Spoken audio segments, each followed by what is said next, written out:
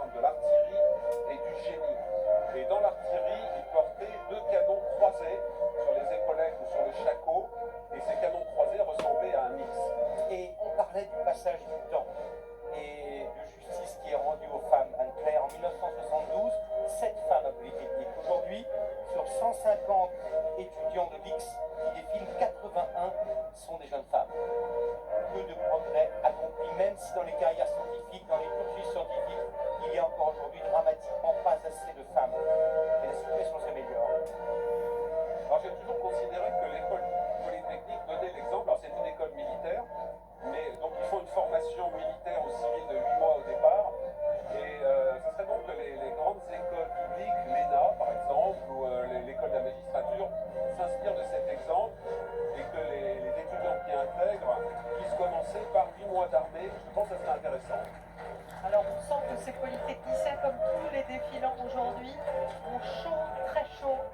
Je rappelle qu'ils sont quand même arrivés sur ces Champs-Élysées entre 7 et 8 heures du matin. Tous fait une chaleur assez importante. Mais bon, j'imagine que quand on est dans l'armée, on s'accommode. Oui, mais vous avez raison, parce que l'uniforme de Polytechnique n'a pas changé depuis sa création il y a 2 siècles. Et c'est un tissu qui pèse 1 tonne. Et je peux vous assurer qu'à l'intérieur, c'est un vrai bain turc.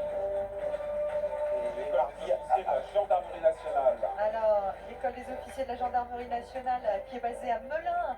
Les gendarmes et la gendarmerie, c'est 95% du territoire sur leur administration. C'est 50% de la population. Ce sont des militaires, mais ils sont rattachés au ministère de l'Intérieur. Ce sont les rares militaires, finalement, qu'on côtoie au quotidien sur le sol national. Et alors, si vous regardez à gauche de votre écran, il y en a un qui tranche un peu. Voilà. Pierre. Voilà, donc c'est un cadre espagnol de la Guardia Civile qui porte sur sa poitrine le brevet de parachutiste français. Il a 58 ans, il a sauté en parachute, il a fait tous ses sauts pour avoir le brevet français.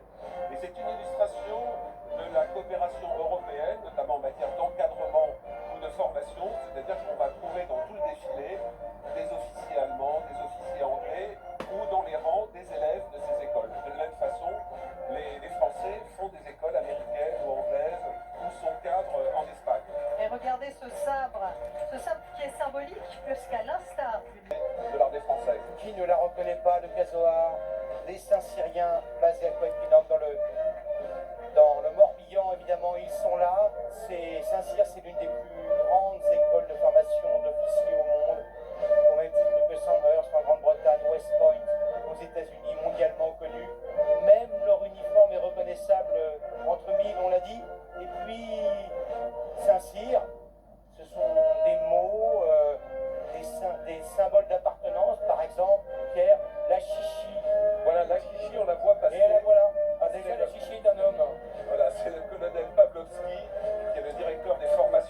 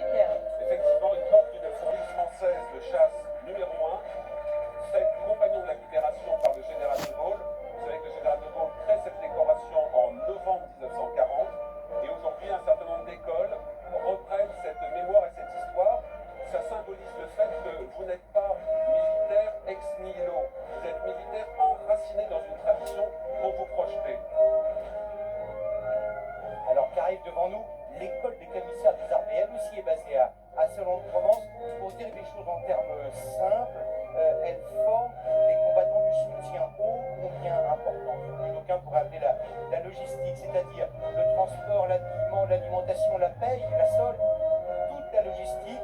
Et ce sont donc à l'origine de brillants sujets qui ont fait des écoles de commerce, des écoles d'ingénieurs, de Sciences Po, et qui donc mettent leurs études et leurs savoirs au service du bon fonctionnement des armées.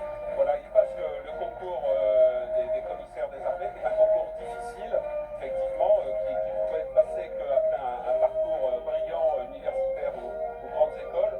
Ce sont pour moi, qui les connais bien, les grands administrateurs des armées.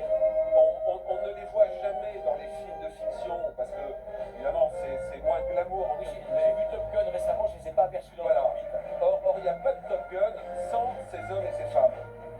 Voilà l'école du service de santé des armées. Et là non plus, pas d'armée, pas de champ de bataille sans ces extraordinaires médecins, pharmaciens, vétérinaires, aides-soignants. Cette école qui est basée au Val-de-Grâce et à Lyon-Bron, cursus très sélectif, 174 élèves, 80% d'entre eux partiront sur un terrain de guerre, ce qu'on appelle les OPEX, les opérations extérieures. Oui, et j'ai pu les voir en opération, aussi bien en Afghanistan, en Bosnie, en Afrique. Ils font un boulot, qu'ils soient médecins, infirmiers, dans les fonctions également, comment dirais-je, paramédicales. C'est central et c'est un facteur de sécurité mentale et morale pour le combattant qui sait que s'il est blessé, il va être secouru parce que c'est une médecine de l'avant qui est au plus proche, dans l'esprit de ce que Dominique Larrey avait essayé de faire lors des guerres napoléoniennes, c'est-à-dire rapprocher le médical de la première ligne du champ de bataille. Et plus vous êtes prêts, plus vous sauvez de soldats. Ce sont des hommes et des femmes absolument remarquables. Je pourrais le dire pour toutes les unités, mais vraiment ils font un boulot épatant. Les gendarmes, école des sous-officiers de la gendarmerie nationale de Dijon, précisons qu'il y a 7 écoles de ce genre en France et ils assurent aussi la formation continue des gendarmes déjà en exercice. La gendarmerie, on le disait, hein, c'est la moitié de la population, les 3/4 du territoire. Ils assurent en fait des missions de police en milieu rural. Et là, il y a le ministre des Armées qui doit avoir une petite pensée pour eux. Hein, Oui, c'est effectivement, Sébastien parce que, Lecornu. écoutez, Je les connais bien. c'est la première fois depuis les années 90, Jean-Pierre Chevènement, Pierre Jox, ministre de la Défense, étaient des officiers de réserve, qui avaient d'ailleurs servi en Algérie. Voilà, Sébastien Lecornu, réserviste de la gendarmerie, opérationnel. Donc, depuis qu'il est ministre, il a été un peu moins employé parce qu'il n'a pas beaucoup de temps libre. Mais c'est une très belle illustration de cet engagement citoyen de civils qui donnent du temps aux armées. Et c'est extrêmement important. Alors qu'arrive maintenant l'École nationale des sous-officiers d'active, l'ENSOA, ce sont les sous-officiers de l'armée de terre. Et on le répète à chaque 14e, mais c'est un maillon absolument stratégique dans la transmission et l'explication des ordres de la hiérarchie aux soldats du terrain. C'est un rôle très important. C'est lui qui encadre ces hommes et qui les suit sur le terrain. Et c'est précisément, Pierre, ce qu'on peut souligner, ce qui a manqué aux Russes au début de la guerre en Ukraine. Il y a une totale différence entre notre armée et leur armée à ce niveau-là, au niveau des sous-officiers. Oui, Saint-Mexan-l'École, c'est très important. Il n'y a pas de grande armée sans corps de sous-officiers. Et l'armée russe n'a pas de corps de sous-officiers. C'est une armée extrêmement rigide. C'est pour ça que Poutine a été obligé d'envoyer en première ligne des généraux qui se sont fait dézinguer. Vous avez une quinzaine d'officiers généraux russes qui ont été tués parce que c'est un système extrêmement rigide du sommet vers la fin, alors que le corps des sous-officiers fait vivre les unités sur le terrain. Voilà l'école de Mestrange, vous la reconnaissez avec leur guêtre blanche. Elle est basée à Saint-Mandrier. Elle a été créée il y a presque un siècle, 1923, et elle forme les sous-officiers de la marine, des métiers, le spectre est très large, des spécialistes cyber, des canonniers, des mécaniciens et, chose importante, nous parlions de féminisation, vous les apercevez d'ailleurs, 20% de femmes.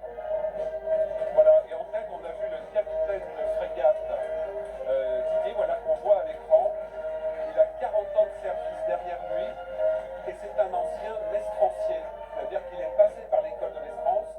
On a beaucoup utilisé le terme d'escalier social, on le retrouve dans tous les blocs qui défilent.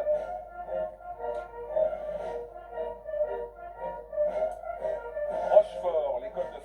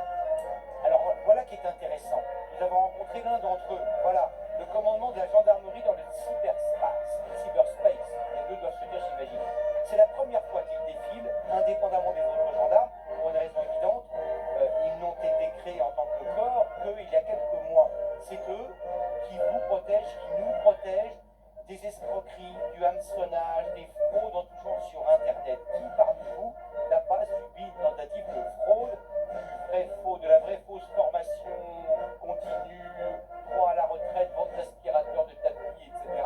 C'est eux qui nous protègent, ils sont derrière un ordinateur, la plupart sont à Clermont-Ferrand, il y en a d'autres qui sont à Rennes, ils enquêtent, ils poursuivent, ils interpellent et ils traduisent devant la justice après. Voilà, il y a il y a une application qui s'appelle Ma Sécurité, MA-sécurité, et le site magendarmerie.fr qui peut vous éclairer. Et les escrocs, les hackers qui essayent de passer par ce biais-là, ciblent assez souvent des militaires en volant les fichiers des écoles. Et comme il y a beaucoup d'esprit de solidarité, c'est notamment une pratique qui vient de Côte d'Ivoire, où vous avez des mails qui partent vers les anciens d'une promotion en disant voilà, je suis loin, j'ai plus d'argent, envoie-moi de l'argent sur un compte. Donc faites attention, ceux qui nous écoutent, à ne jamais ouvrir ce type de mail. Les prochains blocs, et ils sont 6, pas moins de 761 défilants, appartiennent tous à ce qu'on appelle les troupes de marine, qui, comme leur nom ne l'indique pas, sont de l'armée de terre. Et ces troupes de marine, elles fêtent, vous le voyez, leurs 400 ans cette année. Expliquez-nous ce qu'étaient les troupes de marine il y a 400 ans, quand elles ont été créées, quelle est leur tradition. Alors, juste en tête, le général Garnier, qui est le père de l'arme. Sur la droite, un général que vous connaissez, qui est le général Stégère, qui a été le conseiller communication du chef d'état-major des armées, avec lequel on a souvent travaillé. Et donc, à l'origine, il y a 400 ans, ces troupes de marine étaient des marins combattants, fantassins, embarqués sur les bâtiments de la marine, protégeant les ports. Et par la suite, ils sont passés au ministère des colonies, on l'a appelé l'infanterie coloniale, puis après, ils sont arrivés à l'armée de terre, mais ils ont gardé l'encre de marine avec un câblage différent des marins sur leur képi. Et surtout, ce sont des régiments qui ont été professionnalisés avant la professionnalisation. Et ce sont eux, en quelque sorte, qui ont transfusé vers les régiments qui se professionnalisaient à partir des années 97, quand Jacques Chirac a suspendu le service national et engagé la professionnalisation. Et ce sont les marsouins, les bigorres, c'est les surnoms des fantassins, des artilleurs de marine, qui ont transfusé au reste de l'armée de terre l'esprit de commandement, qui est un commandement à la fois très proche, le tutoiement est de rigueur dans les troupes de marine, et quand un chef veut en quelque sorte sanctionner un subordonné, il le vouvoie. Donc c'est un commandement à la fois très exigeant et très proche, et ce sont des unités qui sont tournées vers l'outre-mer et l'engagement opérationnel. Regardez les décorations, les placards de décoration qu'ils portent, ce sont des témoignages de ces engagements sur tous les théâtres d'opération français depuis très longtemps. Alors, je ne sais pas si c'est le 5e régiment interarmes d'outre-mer qui vient de défiler, le 33e régiment d'infanterie de marine, parce qu'au bout d'un moment, on s'y perd, mais expliquez-nous, ce sont des combattants Alors, il y a effectivement... qui s'aguerrissent à différentes zones géographiques. Quand vous êtes à Djibouti, vous n'avez pas le même entraînement que quand vous êtes en France. D'infanterie de marine qui est à Vannes, qui est un régiment très cher au cœur du général Lecointre, qui a été chef d'état-major des armées, puisque Lecointre, comme jeune capitaine, est monté à l'assaut du pont de Verbania en 1995 en Bosnie-Herzégovine. C'est un fait d'armes extrêmement marquant de ce 3e régiment qui est à Vannes. Et dont la devise est debout les morts. Ça montre un petit peu l'énergie et la détermination. Voilà, alors, vert et rouge. Ah, on les reconnaît. Voilà. C'est le 3e RPIMA, 3e régiment parachutiste d'infanterie de marine, c'est sans doute à ça qu'on les reconnaît. Ils sont basés à Carcassonne. Alors ce sont des paras, des fantassins, et ils s'entraînent, je parle sous votre contrôle Pierre, pour être les premiers arrivés sur une zone de conflit, quel que soit le moyen, quelle que soit la difficulté, quels que soient les obstacles à surmonter. Oui, ils sont souvent engagés en premier. À noter que dans les rangs, il y a une femme, Fanny, qui est dans une compagnie de combat, et c'est la première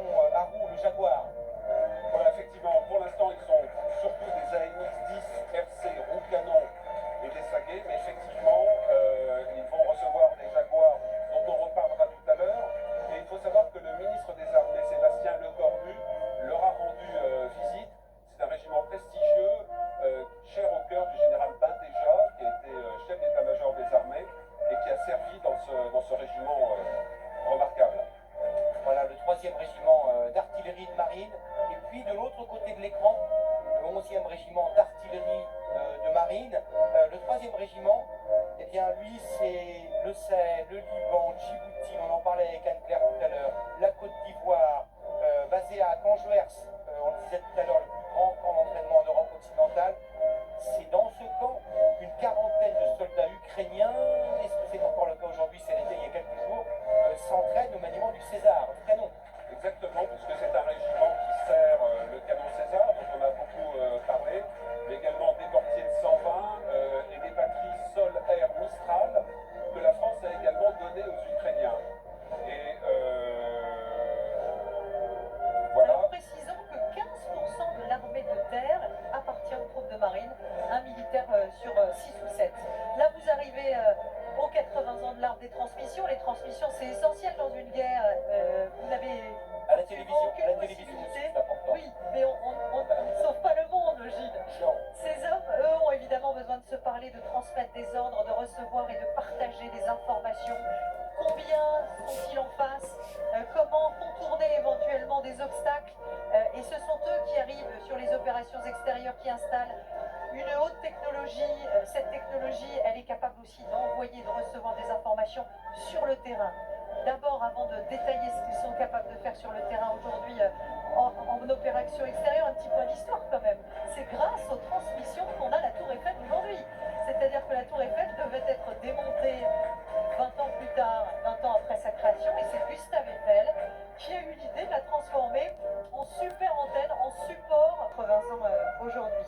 Arrive derrière le 41e régiment de transmission, le 53e régiment de transmission. Revenons un petit peu au présent avec vous, Pierre. Qu'est-ce qu'ils font ces hommes? Ils ne se contentent pas de transmettre des informations, évidemment. Non, parce que par exemple, ils vont, on l'a vu tout à l'heure sur les reportages, ils vont écouter les communications adverses. Ça va permettre par exemple d'intercepter des communications de groupes armés terroristes au Sahel, de remonter le renseignement et ça va permettre une frappe très rapide derrière.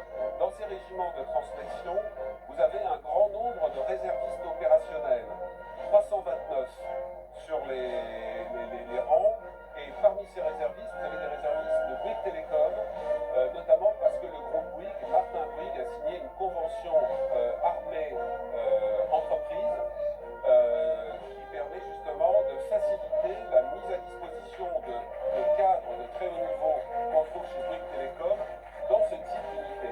Et là aussi, ça montre encore une fois ce maillage entre le monde civil, le monde militaire via les réservistes.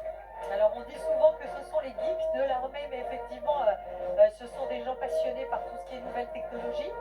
En revanche, il n'y a absolument pas besoin d'avoir cette aptitude-là en arrivant. On interrogeait ce matin le sergent-chef Maude, qui elle me disait j'ai fait des études de logistique, rien à voir. Et aujourd'hui, je suis chef de section de guerre électronique sur le terrain. Et donc saluons effectivement cette capacité de l'armée à ouvrir ses portes à des hommes, des femmes qui ont des aptitudes très différentes, à réussir à tirer le meilleur des uns et des autres et qui les forment à des métiers très différents. Alors, Dans vous les avez raison, transmissions, parce il y a que la défense, le monde militaire, c'est l'éducation nationale militaire avec une capacité de se former, de grimper, et notamment pour des jeunes parfois qui ont eu des difficultés au départ. Le 121e régiment du train, voilà encore un excellent exemple de cette superposition entre une tradition séculaire et l'actualité la plus brûlante. Ce sont eux qui assurent le ravitaillement, l'escorte, le transport, le montage, le démontage. Arme méconnue et fondamentale, c'est la logistique. Et certains repartent là dans quelques jours au Sahel dans le cadre du retrait de l'opération Barkhane. Un chiffre, je crois qu'Edgar le donnait tout à l'heure. Dans le cadre de l'opération Barkhane, sur nos bases, les bases françaises, il y avait 5700 containers. Il est hors de question de les abandonner. Il faut les transporter, les vider, les trier, les rapatrier. C'est eux qui font cela. Voilà la brigade des sapeurs-pompiers de Paris. On était avec eux tout à l'heure, avec ses trois frères, Romain, Valentin, Quentin, sous le regard de leur père, qui lui aussi est également pompier à Lille, créé en 1811 par Napoléon Ier. Après, j'allais dire, un incident, non plutôt un incendie grave à Paris. Je salue mon cousin, Ah voilà, qui est le troisième, voilà. voilà, monsieur Coudray. Vincent Coudray. Monsieur Coudray, Le bonjour Vincent représentant de Coudray. la famille sur le 14 juillet. Voilà. Voilà, Merci, c'est un peu monsieur comme Coudray. tous les membres des familles des défilantes. Merci, monsieur Coudray, le Morbihan reconnaissant vous salue. Pierre, vous pouvez Il est vilaine je crois, dans ce groupe-là. On est un peu partout. 1811, l'ambassade d'Autriche, l'ambassade de Beau-Papa, puisque Napoléon Ier a épousé en seconde noces la fille de l'empereur d'Autriche, brûle. Donc scandale. Donc Napoléon crée quoi? Un corps militaire de sapeurs-pompiers. Alors, il ne faut pas que ça nous fasse oublier la frégate de défense aérienne Forbin, qui assure la protection du porte-avions Charles de Gaulle et qui peut neutraliser n'importe quel missile qui arrive en 14 secondes de réaction. Ça dit tout finalement de l'importance de cette frégate. Parlez-nous de ce groupe aéronaval qu'on a principalement en Méditerranée, qui était en Méditerranée orientale et qui depuis la guerre en Ukraine est revenu un peu en Méditerranée centrale. À quoi il sert? Alors c'est essentiel, puisqu'avec là on voit donc un officier italien, si je ne me trompe pas, j'espère qu'il est italien, voilà, dans le cadre d'échanges entre la marine française et la marine italienne. Et on Ça va trop vite, ça va trop vite. à la Les sous-marins force de dissuasion nucléaires. nucléaire. Voilà, les 50 ans de la première patrouille ce qu'on appelle les SNLE, les sous-marins nucléaires lanceurs d'engins. Alors là, le maître mot, c'est la discrétion. Petite précision, ces hommes, ils passent jusqu'à 70 jours sous la mer et ils ne font pas ce qu'ils veulent. On ne prend pas sa douche, on ne fait pas sa séance de sport quand on veut. Le but, c'est d'être le plus silencieux possible. Un officier me disait, les crevettes font plus de bruit que nous. Pourquoi cette nécessité? Parce que c'est le cœur de la dissuasion nucléaire qui a un vecteur aérien qu'on a vu tout à l'heure. Là, c'est la FOST, la Force Océanique Stratégique. Et il faut absolument rendre impossible toute frappe sur les CNLE qui portent les 16 missiles nucléaires stratégiques. Donc, ils doivent être tapis au fond des océans pour assurer à la France une capacité de frappe en seconde contre un État qui aurait frappé nos intérêts vitaux. Donc, et un détail, c'est qu'au début de la guerre en Ukraine, c'est une information que ne confirme pas le ministère des Armées, mais selon des informations, on aurait eu jusqu'à 3 sous-marins nucléaires, 3 SNLE, sur 4 à la mer pour faire face aux menaces de Poutine d'utilisation de l'arme nucléaire. Un clin d'œil, la base d'aéronautique navale Lanvéoc Poulmic. Preuve de la féminisation importante de la marine. C'est une base commandée par une femme et une des commandantes de flottille est une femme. Et comment on peut les qualifier, Pierre? Des marins du ciel qui s'occupent de tous les engins volants de la marine. Exactement, et c'est également dans cette base aéronautique que sont sélectionnés les pilotes de l'aéronavale, qui sont des pilotes incroyables, puisque ce sont eux qui se posent notamment sur le porte-avions dans des conditions extrêmement compliquées. Il y a en tout 4 bases d'aéronautique navale en France.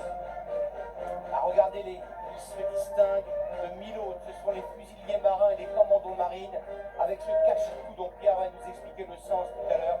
Les fusiliers marins, que dire, page d'histoire, le commando Kiefer, c'est 177 Français qui sont partis à l'abordage le 6 juin 44 pour débarquer, appartenaient à ce corps-là, et notamment Léon Gauthier qui va avoir 100 ans, était toujours vivant. Et puis, vous les voyez là, avec le cache-cou, ce sont les commandos marines, ils libèrent les otages, ce sont les forces spéciales. Pourquoi ce cache-cou, Pierre? Même un jour de défilé. Parce que ce sont des unités qui sont engagées derrière les lignes ennemies et on ne peut pas les reconnaître. Leur nom n'est pas affiché sur l'uniforme, ils portent des pseudonymes. Et les chiens pour défiler sur l'asphalte brûlante ont vu leurs pattes enrobées d'une pommade spéciale. Alors là, on est revenu à la marine. À la Préparation préparation militaire marine. Et là, ce sont les plus jeunes. Ce sont les plus jeunes qui défilent aujourd'hui. Ils ont entre 16 et 21 ans. Et cette jeune fille, vous êtes prête à apercevoir, Manon, 16 ans, service national universel. C'est la 50e promo. Voilà, et en tête, on a vu, parce que tout l'encadrement est fait par des réservistes. Encore une fois, donc des personnes qui sont civiles tout au long de l'année, sauf pendant plusieurs mois consacrés à l'armée.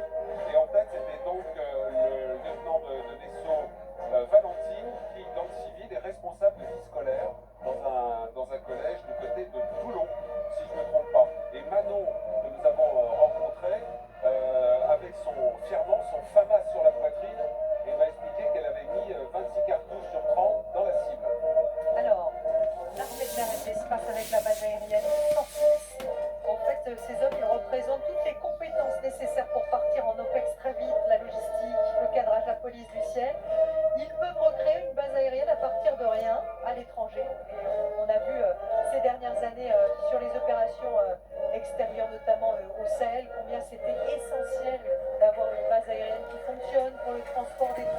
évidemment pour le ravitaillement avec des bases aériennes qui sont très éloignées. La base de Ménaka que l'on vient de rendre aux Maliens, par exemple la base de Gossi, le ravitaillement était essentiel. Voilà, capitaine Grégory en tête, qui attend cet événement depuis un quart de siècle. C'est de dire l'émotion qu'il a dans le cœur et en même temps la concentration pour défiler parfaitement. La base aérienne 942 de Montverdun. C'est une base en fait qui gère tous les avions, les Rafales, les Mirages qui sortent du territoire français, qui partent à l'étranger. C'est elle qui s'en occupe. Voilà, c'est vraiment un centre de commandement névralgique. C'est le centre air de planification et de conduite des opérations. On planifie les opérations et après on donne les ordres pour que ces opérations soient réalisées. C'est notamment à partir de là que sont commandés les avions français qui se trouvent dans le ciel polonais, dans le ciel de Roumanie ou dans le ciel estonien. Précisons que la France a dû passer des aptitudes pour être capable de commander des missions OTAN et Voilà. des nations encadrantes. Exactement. Voilà, ça c'est le commissariat, le service du commissariat des armées, le détachement de soutien du commissariat aux engagements opérationnels. Qu'est-ce que ça veut dire concrètement? Ces militaires sont là pour aider les autres militaires dans leur vie quotidienne, le logement, l'habillement, la solde. L'école a été créée il y a 110 ans et il y a là des militaires des trois armes, hein, vous nous confirmez, Pierre. Oui, absolument. Les trois armées sont représentées. Et quand vous êtes en opération extérieure, ce qui a été mon cas à plusieurs reprises, vous avez besoin de ces personnels-là pour vous sécuriser l'esprit, ne pas avoir à vous préoccuper des problèmes de solde par rapport à l'épouse, la compagne ou le compagnon, parce qu'il y a des femmes qui sont militaires. Donc tout ce travail d'administration, gérer aussi votre retour, éventuellement par anticipation ou non, s'il y a un événement particulier.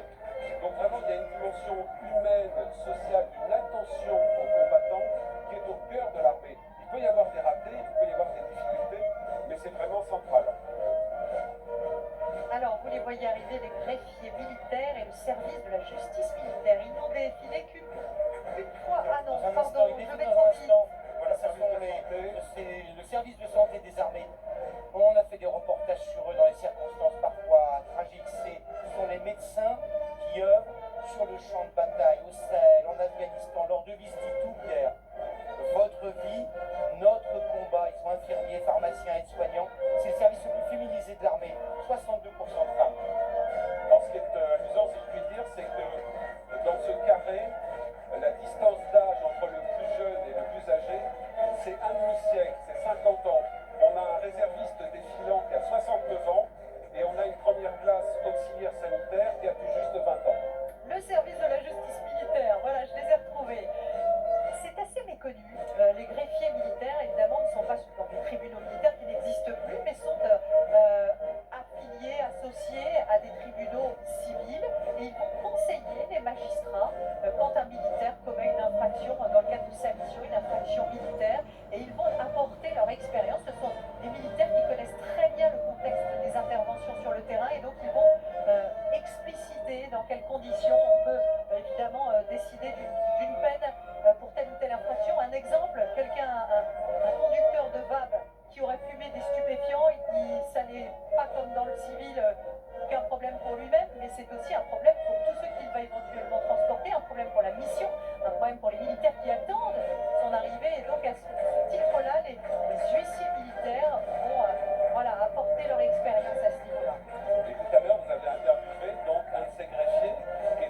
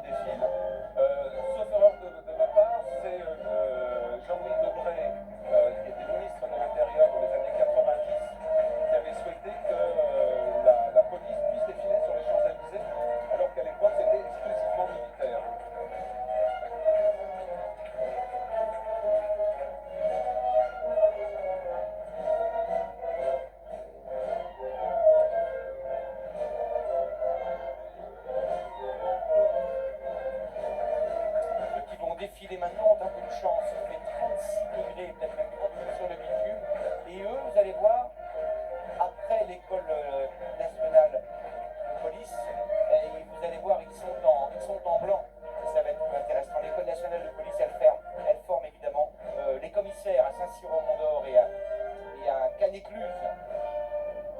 Voilà, vous les voyez, eux sont basés à Rouen, juste à côté de Rouen. Ils forment des gardiens de la paix et beaucoup plus jeunes, mon cher Pierre, les cadets de la République. Ils sont très jeunes, ils sont formés en 1 an. Oui, et juste un mot sur l'école des commissaires qu'on a vu un peu en avant. Il faut rappeler que le recrutement est très ouvert. Il y a beaucoup de juristes, mais je me souviens de promotion, il y avait des docteurs en philosophie qui venaient comme commissaires de police.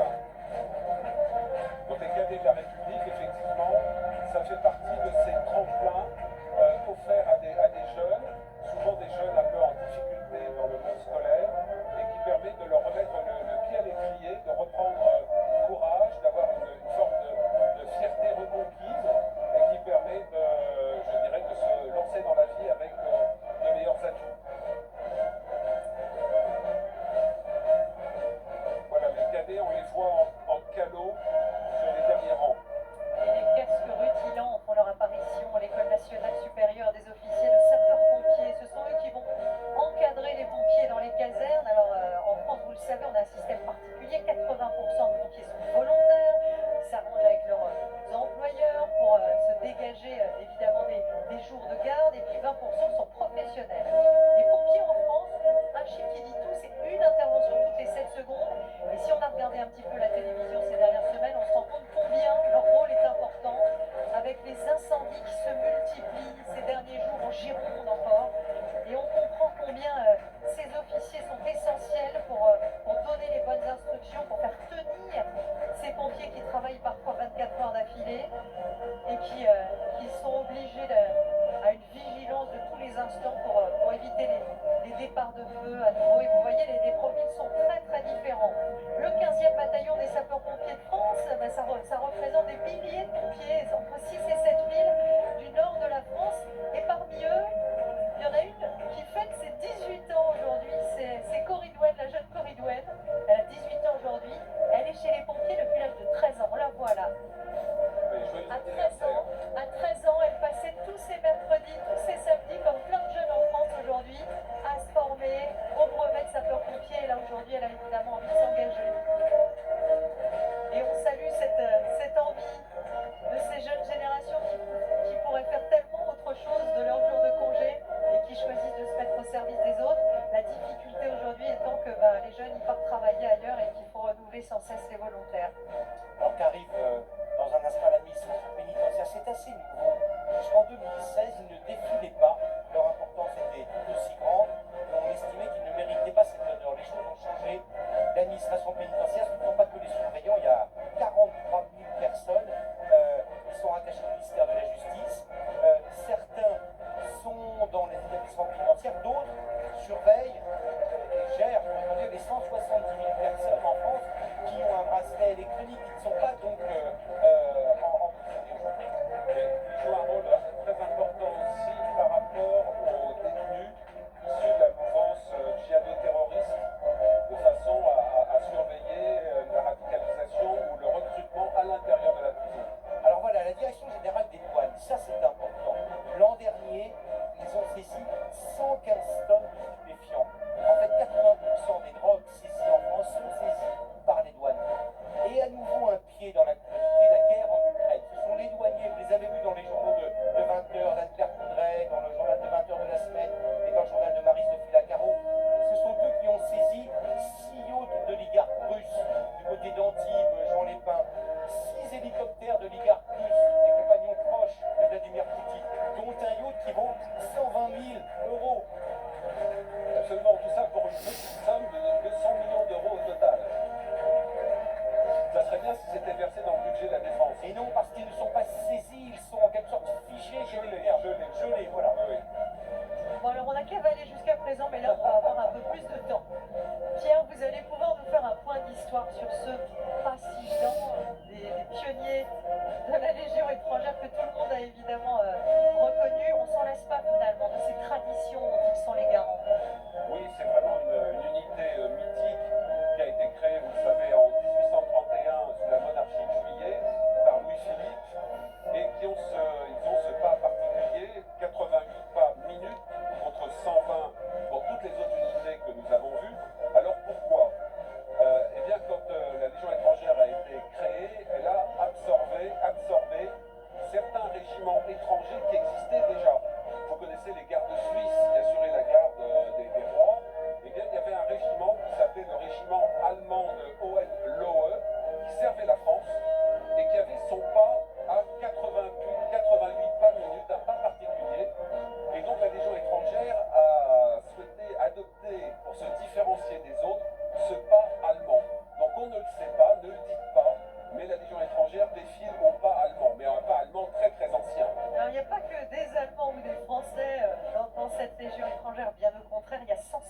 nationalités.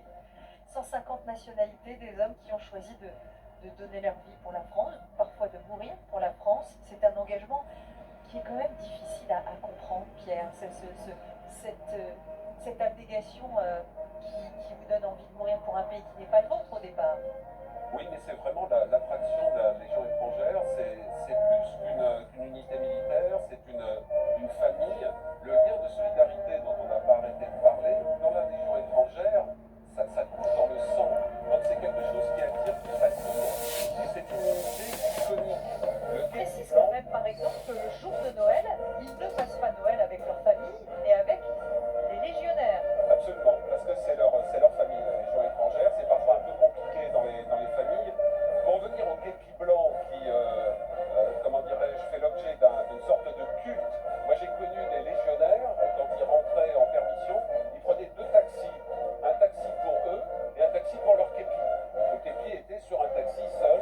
Voilà. Alors pourquoi le képi blanc? À l'origine, il portait un képi noir comme toute l'infanterie française, mais comme il servait essentiellement en opération extérieure outre-mer et qu'il faisait très chaud, encore plus chaud que la température que nous avons aujourd'hui, ils avaient l'habitude de mettre un manchon de toile sur le képi, avec souvent d'ailleurs un couvre-nuque à cause des coups de soleil.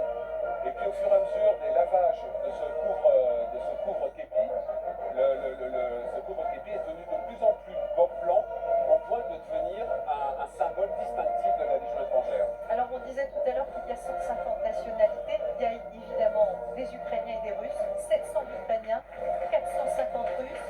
Il y a quelques années, on avait fait le portrait au moment du 14 juillet d'un Russe et d'un Ukrainien qui étaient les parrains respectifs des enfants de l'un et de l'autre. Évidemment, cette histoire aujourd'hui, elle est tellement symbolique.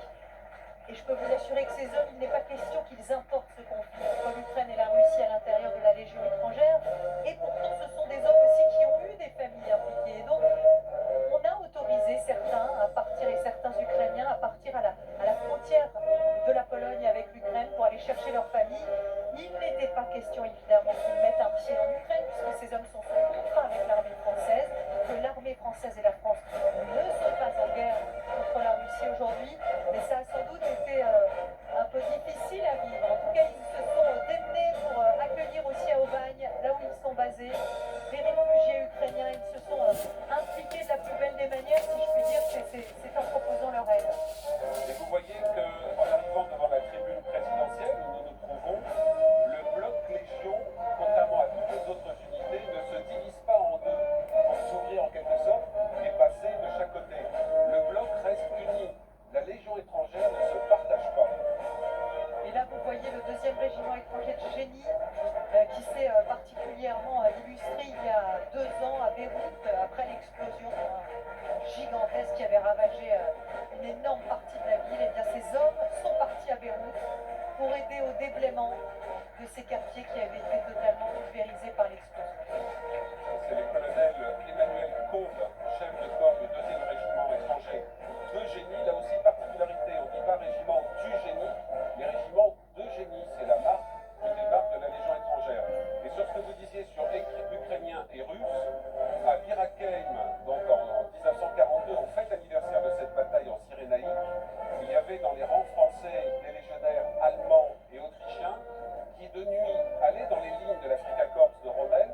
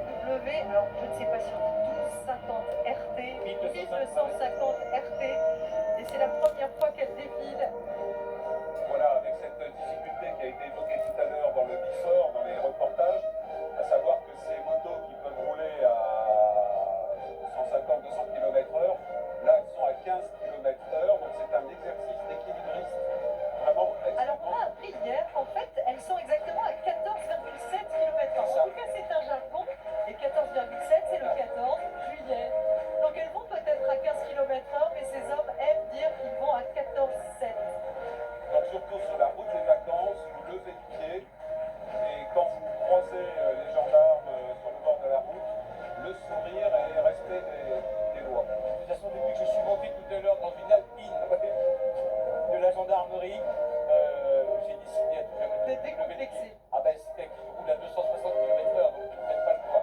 Voilà l'état-major de la première division. J'avais une question à vous poser, mon cher Pierre. À quoi sert un état-major ambulant, si je puis dire? Est-ce que c'est le centre de commandement qui se déplace d'un endroit à l'autre? Alors effectivement, l'état-major de la première division, une division en gerbe 25 000 hommes à travers 25 régiments. On va en voir un certain nombre derrière. Et l'état-major, c'est la tête pensante et la tête commandante. Je dirais que par rapport à une entreprise, c'est le directeur général, ses principaux collaborateurs, les grandes directions qui vont donner des ordres à tout le corps de l'entreprise, si je prends la comparaison de l'entreprise. Et là, pour les unités. Donc les ordres sont transmis par l'état-major qui a des équipements, planification, conduite des opérations, la communication, etc. Très important sur un champ de bataille, pouvoir avoir une stratégie coordonnée et adaptée réellement au terrain.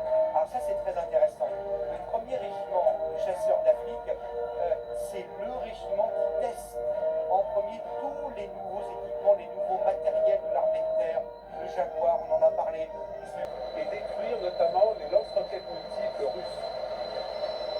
Et le VPCI tout à l'heure. Alors on a trouvé pire que la 400M, pire que les hélicoptères. Voilà, Ce sont les chars. tout a été travaillé sauf En la termes de sonorisation. Voilà, alors le génie, dans la devise de l'arme du génie, c'est parfois détruire, souvent construire, toujours servir. Et à l'image, vous avez à la fois des engins blindés du génie, notamment avec les pelles que vous voyez donc en premier niveau, les 3 véhicules.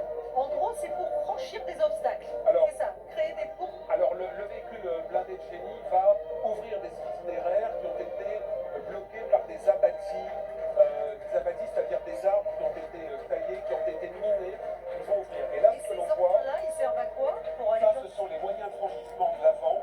Ça permet, si vous voulez, ces gros boudins de faire franchir sur ce que les sapeurs appellent des brèches humides, des blindés lourds, soit On fait ça sur des rivières et les blindés passent dessus, c'est ça? voilà, c'est-à-dire qu'en fonction de la taille de la brèche, le pont se déplie et va permettre un franchissement sur un pont direct. Si la brèche est trop importante, c'est le bac portière des campagnes où on fait traverser le véhicule par un bac. Voilà le 54e régiment de transmission. Le mot à retenir, c'est le mot transmission. C'est en fait la guerre électronique du 21e siècle. Il y a également le 61e régiment d'artillerie et le 2e régiment de hussards. Tous ont le même usage, c'est la guerre électronique. On les appelle les cieux de l'armée de terre. Ils sont dotés notamment de mini-drones de renseignement. Ils peuvent décoller extrêmement discrètement, prendre des photos et rendre compte de ce qui se passe derrière les lignes nucléaires. C'est extrêmement important parce que ça vous permet effectivement de déporter vos yeux. On va voir également les quads. Voilà, alors on le voit là, exactement, donc le drone. En fait, les drones, on a parlé tout à l'heure du Reaper qui fait 20 mètres d'envergure. Là, vous voyez, on a des tailles plus petites, mais vous avez des drones qui font la taille d'une libellule. Et chacun dans son registre avec une autonomie. Évidemment, le Mag Reaper, il peut voler 24 heures. Celui-ci, c'est 2h30 d'autonomie, donc vous avez des variations. Et là, vous voyez des antennes sur ces véhicules, ce sont des antennes ultra puissantes qui permettent d'écouter les conversations, ce qu'on disait, du côté de l'ennemi. Voilà l'escadre aérienne d'appui aux opérations. Voilà qui est important. Aller au front, oui, mais encore faut-il avoir, eh bien, c'est tout simple, de l'eau potable, de l'électricité, des générateurs, sinon on n'aura pas d'armée. C'est la grande question que vous-même, Pierre, et tous les stratèges se posent depuis 6 mois en Ukraine. Jusqu'où peut-on faire avancer ces troupes s'il n'y a pas d'arrière-troupes, s'il n'y a pas de logistique? Effectivement, c'est pour ça que vraiment différentes armes qu'on a vues, le train, cette escadre aérienne d'appui aux opérations, les téléspectateurs qui nous écoutent depuis ce matin doivent comprendre qu'une armée doit être complète. Ça ne ressemble pas au film de fiction. Vous n'avez pas le combattant, voltigeur qui s'en va sans rien. Non,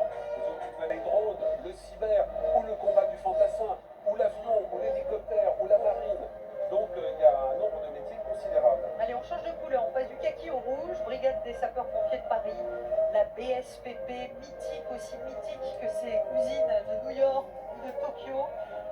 C'est 8500 hommes qui sont entraînés tous les jours physiquement, prêts à intervenir dans n'importe quelle situation. Elle a des spécialités très, très particulières. Ces hommes sont capables d'aller chercher des personnes en souffrance, en escaladant des façades, en descendant en rappel. Ils sont capables d'aller chercher les personnes qui en ont besoin n'importe où. Et ils interviennent évidemment en permanence. Sa devise, c'est sauver ou périr à cette PSPP. À l'image, le général Gontier, un officier général remarquable qui est le commandant de la PSPP. Et chez les sapeurs-pompiers, ils ont une expression quand ils vont partir en mission de lutte contre le feu ou tout autre type de problème. Ils disent on décale. Allez, on décale, ça veut dire on part. Référence à l'époque où les sapeurs-pompiers avaient des voitures à cheval avec des seaux d'eau, avec des pompes à eau. Et on enlevait les cales qui bloquaient les roues pour partir. Et donc cette expression décalée demeure aujourd'hui dans le jargon des sapeurs-pompiers. On va rester dans le rouge un petit peu avec le régiment de cavalerie de la garde républicaine. On en a beaucoup parlé au début de cette émission. Alors, Kilomètre 9, personne, pas de voiture, et ils arrivent sous le plan, vous disiez tout d'ailleurs, cette brume de chaleur. alors c'est la dernière unité à cheval de l'armée française. Ces hommes, ils ont des casques sur lesquels il y a la tête de Méduse, parce que Méduse pétrifie l'ennemi. Voilà. Et donc une queue de cheval dont la couleur varie en lien avec les traditions. Vous voyez là donc la fanfare, les trompettes de cavalerie, la crinière est rouge.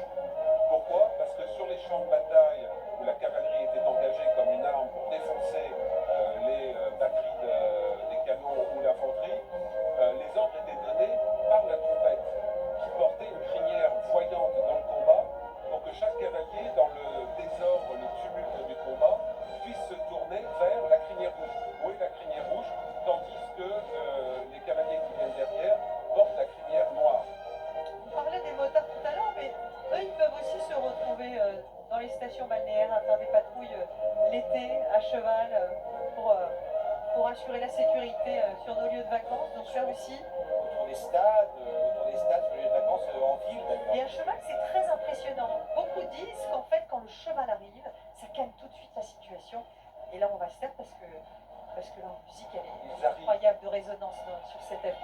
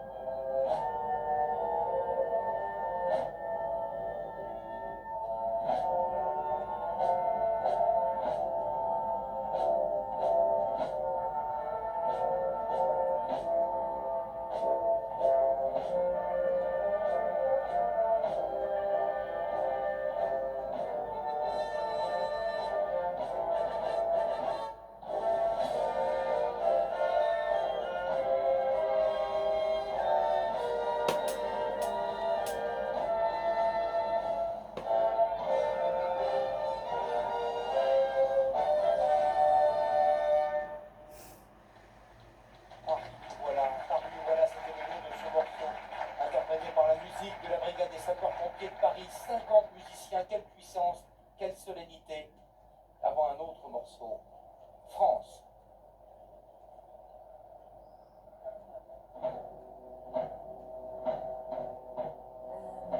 Entends-tu?